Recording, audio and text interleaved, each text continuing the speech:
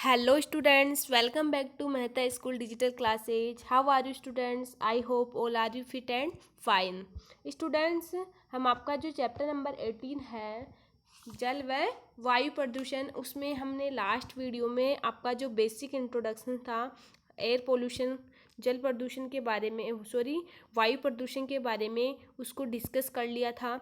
ठीक है, आपका इसी चैप्टर का जो सेकंड टॉपिक है वो है पौधाघर प्रभाव, जिसको हम बोलते हैं ग्रीन हाउस इफेक्ट। ओके, आज हम इस वीडियो में ग्रीन हाउस इफेक्ट के बारे में डिस्कस करेंगे कि ग्रीन हाउस इफेक्ट क्या है, कौन कौन सी गैसें होती है, सीएफसी क्या होता है। ठीक है, हमारी जो ओजोन होती है उसको जो क्षति पहुंचाने वाले तत्व का नाम क्या है, इसी टॉपिक के अंदर हम इनको डिस्कस करेंगे। Okay, so today now start greenhouse effect.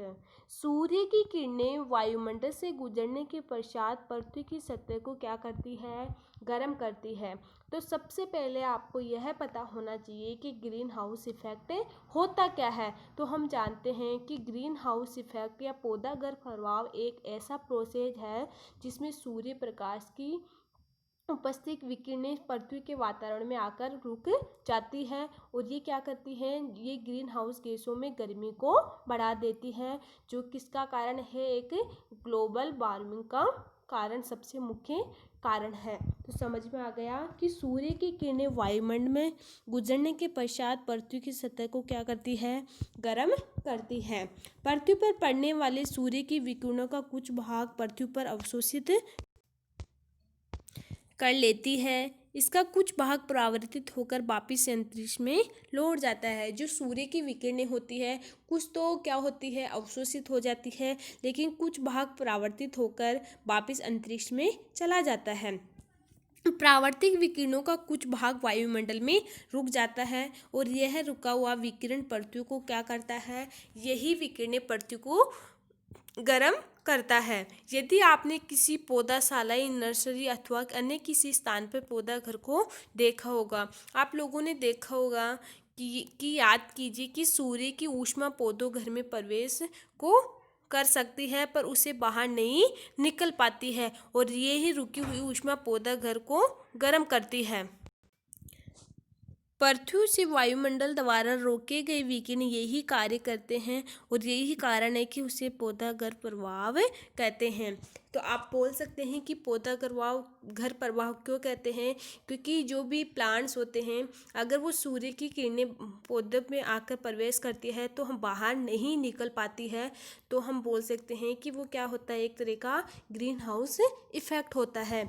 इस प्रक्रम के बिना पृथ्वी पर जीवन संभव नहीं हो सकता। स्टूडेंट्स, आप जानते हैं कि जो ग्रीन हाउस इफेक्ट होता है उससे जो किरणें मिलती है उसी से हम क्या करते हैं, जीवन यापन करते हैं। अगर सूर्य का प्रकाश वगैरह नहीं मिल पाए तो हम अच्छे से जीवन नहीं यापन कर पाते हैं। अब यह प्रक्रम जीवन के लिए भी खतरा बन गया है। इस प्रभाव के लिए हवा में CO2 की अधिकता उत्तरदायी है। अब आप बता सकते हैं कि ये प्रक्रम हमारे लिए खतरा क्यों बन गया है। तो आप जानते हैं कि जो CO2 होती है कार्बन डाइऑक्साइड होती है, वो एक विषैली गैस होती है। ठीक है, जो हमारे लिए क्या होती है, एक हानिकारक गैस होती है। ठीक है, तो ये हमारे लिए क्या है, एक खतरे वाली गैस है। आप जानते हैं कि CO2 वायु का एक घटक है। आप लोग जानते हैं कि पृथ्वी पर घटक पाए जाते हैं CO2 O2, लेकिन CO2 एक क्या है, वायु का घटक है। पौधों के लिए कार्बन डाइऑक्साइड की भूमिका का आप अध्ययन कर चुके हैं, परंतु यदि वायु में CO2 की अधिकता हो जाए तो प्रदूषक की भांति कार्य करती है। CO2 का होना भी अनिवार्य है, किसके लिए, प्लांट्स के लिए। ठीक है, लेकिन अगर ये ज़्यादा मात्रा में हो जाए तो एक प्रदूषक की तरह कार्य करती है। क्या आप पहले के प्रश्न का हल याद करने की उसकी सहायता कर सकते हैं। एक और तो मानवीय क्रियाकलापों के कारण CO2 वातावरण में मोर्जित हो रही है, तो दूसरी ओर वन क्षेत्र भी क्या हो रहा है, घट रहा है। एक तरह से क्या हो रहा है, जो वन क्षेत्र है वो पूरी तरह से घट रहा है। पौधों प्रकाश संश्लेषण के लिए वायुमंडल से CO2 का उपयोग करते हैं। आपको पता है जो प्रकाश संश्लेषण, जो फोटोसिंथेसिस प्रोसेस होता है, उसमें CO2 का होना उपयोग है और वायुमंडल से पौधे प्रकाश संश्लेषण के दौरान CO2 को लेते हैं, जिसके कारण वायुमंडल में CO2 की मात्रा कम हो जाती है। वनोन्मूलन के कारण वायु में CO2 की मात्रा बढ़ जाती है, क्योंकि CO2 को खपत करने वाले वृक्षों की संख्या क्या हो जाती है, घट जाती है। इस प्रकार मानवीय क्रियाकलाप वायुमंडल में CO2 के संचय में योगदान देते हैं। CO2 की ऊष्मा को रोक देती है और इसे वायुमंडल में नहीं जाने देती। परिणाम स्वरूप वायुमंडल के औसत ताप में निरंतर वृद्धि हो रही, जिसको हम क्या बोलते हैं, ग्लोबल वार्मिंग बोलते हैं। तो आपको ये पूछे कि ग्लोबल वार्मिंग क्या होता है, तो हम बोल सकते हैं कि वायुमंडल में जो ताप का औसत है वो क्या हो रहा है, निरंतर इसमें वृद्धि हो रही है, जिसका कारण क्या है, global warming. Methane, CH4, nitrous oxide, ठीक है, एंड जलवाष्प जैसी अन्य गैसें भी इस प्रभाव में योगदान करती है। CO2 की भांति इन्हें पौधा घर गैस भी कहते हैं। तो आपको कोई पूछे कि ग्रीन हाउस गैसें कौन कौन सी है, ठीक है, आपका ये क्वेश्चन बनता है इस टॉपिक में कि ग्रीन हाउस गैसें कौन कौन सी है, तो हम बोल सकते हैं CO2, कार्बन डाइऑक्साइड, मेथेन और नाइट्रस ऑक्साइड। ये कौन सी गैसें हैं, पौधा घर गैसें या फिर ग्रीन हाउस गैसें। समझ में आ गया। विश्व उष्ण विश्वव्यापी सरकारों के लिए विचारणीय विषय बन गया है। बहुत से देशों ने पौधा घर गैसों उत्सर्जन में कमी करने के लिए एक अनुबंध किया है। संयुक्त राष्ट्र सम्मेलन के अंतर्गत कमेटी प्रोटोकॉल के ऐसा अनुबंध है जिस पर बहुत से देश हस्ताक्षर कर चुके हैं। बुझों का यह सुनकर आश्चर्य हो रहा है कि पृथ्वी के ताप में केवल 0.5 डिग्री सेंटीग्रेड जितनी कम वृद्धि से इतने गंभीर परिणाम हो सकते हैं। तो पहले उसे बताती है कि अभी हाल ही में समाचार पत्रों में उसे पढ़ा था कि हिमालय की गंगोत्री हिमनद ऊष्मा के कारण को पिघलने का आरंभ हो गए हैं। देखो अब इसके लिए क्या किया जा सकता है। देखो, वायु प्रदूषण को कम करने के लिए हम क्या कर सकते हैं। प्रदूषण के विरोध हमारी लड़ाई में सफलता के अनेक कथाएं हैं। उदाहरण के लिए हम बात करें कि कुछ वर्ष पूर्व दिल्ली संसार में सर्वाधिक प्रदूषित नगर था, ठीक है। संसार में सबसे प्रदूषित नगर की बात करें तो कौन सा था, दिल्ली। यहाँ पेट्रोल डीजल से चलने वाले मोटर वाहनों से निकले धुआं के कारण दमघुट या श्वास रोग होते थे। वाहनों को शीशा रहित पेट्रोल, CNG से अनेक ईंधनों द्वारा चला जाने का निर्णय भी लिया गया था। स्टूडेंट्स, आप कुछ ऐसे उदाहरण भी जानते हैं जिससे आपके क्षेत्र में वायु प्रदूषण को हम कम किया जा सके। इस उदाहरण को हम अपने मित्रों से चर्चा करते हैं। देखो, सरकार तथा अन्य एजेंसियों द्वारा विभिन्न स्थानों पर वायु की गुणवत्ता का नियमित मॉनिटरिंग किया गया है।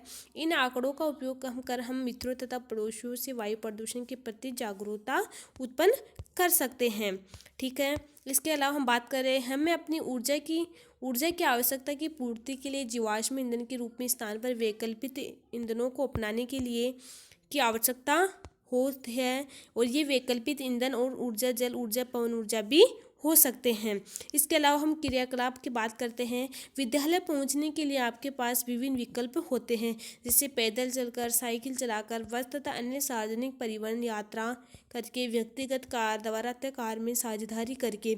इन विकल्पों की वायु की गुणवत्ता में प्रभाव के कारण अपनी कक्षा में चर्चा कर सकते हैं।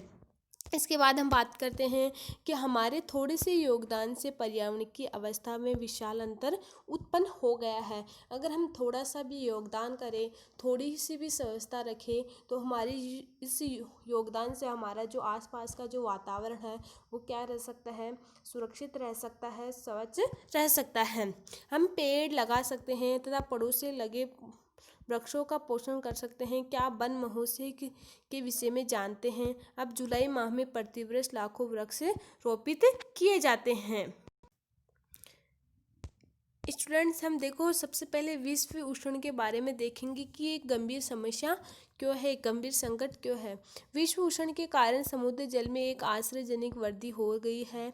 कई स्थानों पर तटीय प्रदेश जलमग्न हो चुके हैं।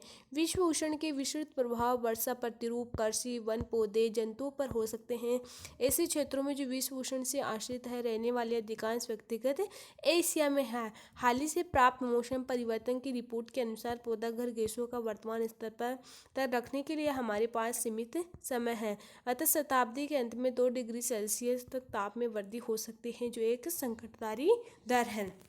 स्टूडेंट्स, हमने आपका जो टॉपिक नंबर 2 था ग्रीन हाउस पढ़ा, उसमें हमने 3 टॉपिक पढ़े हैं ढंग से। एक तो है इसमें सबसे पहले हमने इसमें एक तो बेसिक जो इम्पोर्टेंट टॉपिक है वो ग्रीन हाउस इफेक्ट क्या है और कौन कौन सी गैसें पाई जाती है। तो ग्रीन हाउस इफेक्ट का मीन्स है कि जो सूर्य का प्रकाश है उसमें उपस्थित विकिरणें पृथ्वी के वातावरण में आकर रुक जाती है, जिससे ग्रीन हाउस गैसों में गर्मी को बढ़ा देता है, जो किसका कारण है, ग्लोबल वार्मिंग का कारण है।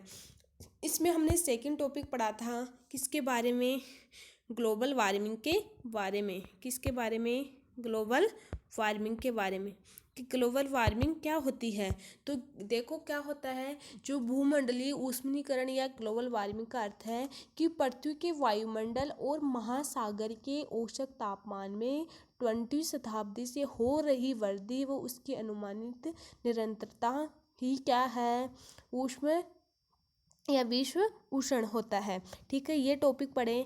इन टॉपिकों के आधार पर हम क्वेश्चन डिनोट करते हैं कि कौन कौन से क्वेश्चन पुटअप होते हैं इसमें।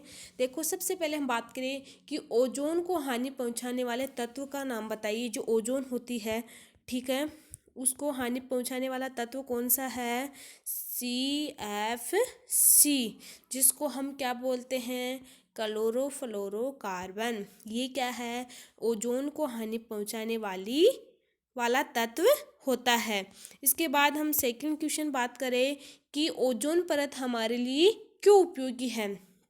तो हम बोल सकते हैं कि जो ओजोन परत होती है, क्या, जो ओजोन परत होती है वो हमारे लिए इसलिए उपयोगी है क्योंकि जो सूर्य से आने वाली जो परावैंगनी किरणें होती हैं, कौन सी, परावैंगनी जो किरणें होती हैं, उन किरणों से हमें क्या करती है, ये बचाती है। तो ओजोन परत सूर्य से आने वाली परावैंगनी जैसी खतरनाक किरणों से हमें बचाती है। इसके अलावा हम थर्ड क्वेश्चन बात करें कि ग्रीन हाउस गैसें कौन कौन सी है।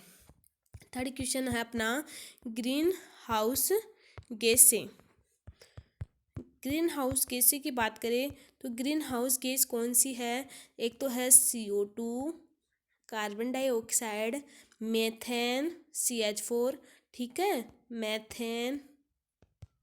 इसके बाद हम बात करें नाइट्रस ऑक्साइड। ये 3 गैसें कहाँ पाई जाती हैं, ग्रीन हाउस इफेक्ट गैसें हैं। ठीक है, इसके अलावा हम क्वेश्चन नंबर 4 की बात करते हैं। क्वेश्चन नंबर 4 की बात करते हैं इसमें कि CFC का पूरा नाम क्या है। ये तो पता है कि CFC क्या है, ओजोन को हानि पहुंचाने वाला एक तत्व होता है, लेकिन इसका पूरा नाम क्या है, क्लोरोफ्लोरोकार्बन।